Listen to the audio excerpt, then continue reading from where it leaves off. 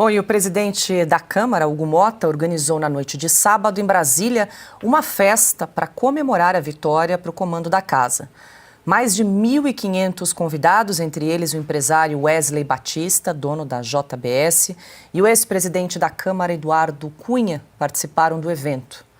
Além de Cunha e de Wesley Batista, Hugo Motta reuniu parte da equipe da esplanada dos ministérios do atual presidente Lula e do ex-presidente Jair Bolsonaro. Parlamentares do PT e do PL também estiveram na comemoração. Até mesmo ex-concorrentes de Hugo Motta na disputa pelo comando da Câmara foram à festa da vitória do novo presidente da Casa. Silvio Navarro, muito boa noite, seja bem-vindo. A gente acompanhou aí algumas fotos dos registros aí desse festão promovido pelo Hugo Motta, 1.500 pessoas em Brasília para comemorar a vitória, 444 votos. Hugo Motta que conseguiu aí uma composição de 17 partidos na Câmara, dos 20 partidos, unindo aí partidos tão antagônicos quanto o PT e o PL. Quero te ouvir também como é que você imagina que deva ser a relação de Hugo Motta com os demais poderes, Silvio, legislativo e judiciário. Boa noite. Boa noite, Paula. Boa noite, Ana, querida. Meu parceiro Piotr, Augusto, meu irmão. Boa noite, você que começa a semana com a gente. Paula, queria antes só fazer um comentário em cima do que a Ana trouxe em relação a esse radicalismo diante de um lado da trincheira, né? Dentro do mesmo campo político, que é o campo da direita, o campo que tem como seu adversário a esquerda e o presidente Lula da Silva. Dentro deste campo da direita, houve sim um radicalismo, uma virulência há muito tempo não vista, e debaixo daquela chuva de pancada que estava recebendo no sábado, o que fica é a certeza daquilo, por exemplo, que eu ouvi de uma pessoa que trabalha com tecnologia e que estava analisando os chats de várias transmissões diferentes, não só aqui da Revista Oeste, e que disse, eu falei isso no ar, que os chats estavam contaminados naquele momento por gente jogando na cisânia, gente tentando atacar. Quando você está numa guerra e você não consegue enfrentar um adversário porque ele é muito maior do que você, a direita inteira e unida hoje, ela é vencedora em qualquer batalha eleitoral que enfrentar. Foi assim nas eleições municipais, com um verdadeiro massacre, uma surra na esquerda. Não à toa o PSOL não tem nenhuma prefeitura, não à toa o PT sequer é a maior força da esquerda hoje, tem 252 prefeituras, o PSB é maior.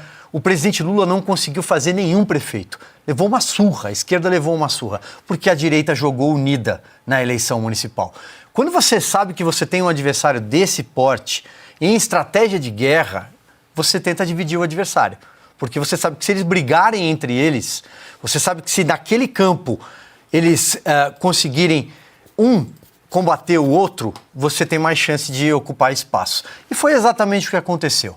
Porque não faz... Você ter opinião diferente, dissonante, dentro de um mesmo grupo, isso é saudável.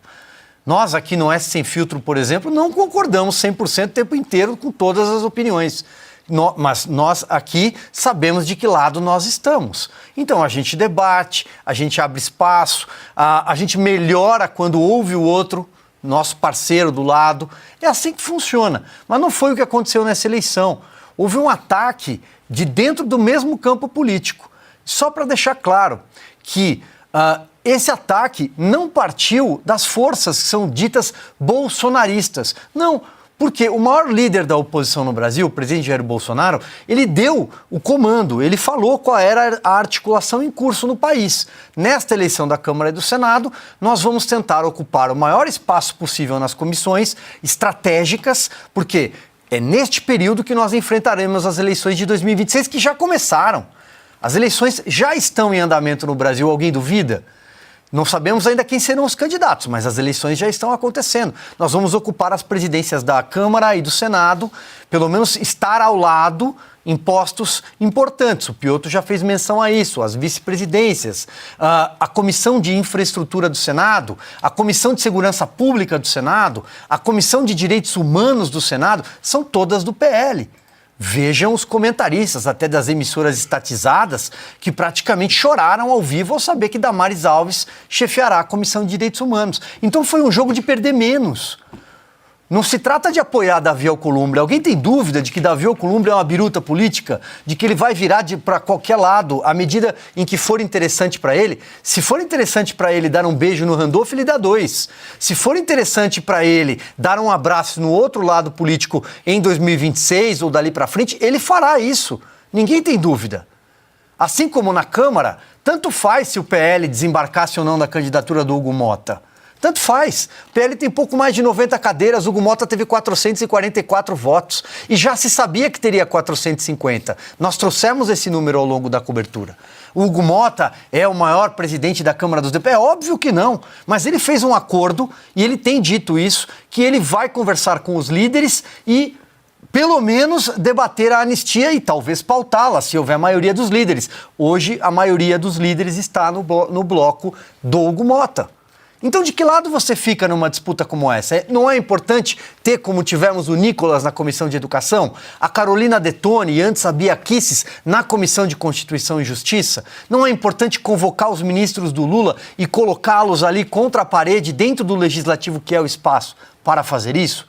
Essa foi a estratégia de um presidente, Jair Bolsonaro, que amadureceu politicamente, como foi até lembrado pelo Augusto no passado, aqui, há algumas semanas. Era disso que se tratava. Não se trata de dizer que o Davi Alcolumbre é bom ou ruim, ou que fazer uma opção, até porque ninguém estava votando, gente, e encerro aqui, Paula. Ninguém estava votando, não é bater chapa, você não está escolhendo prefeito, você não está votando no candidato A ou B, ninguém nem vota. São os deputados e senadores, e aquilo é um microcosmo, sempre foi assim. Não à toa, e agora encerro, a festa com o Hugo Mota tinha pessoas de todos os lados, inclusive empresários corruptos, inclusive políticos corruptos, todos estavam lá. Sempre teremos Brasília.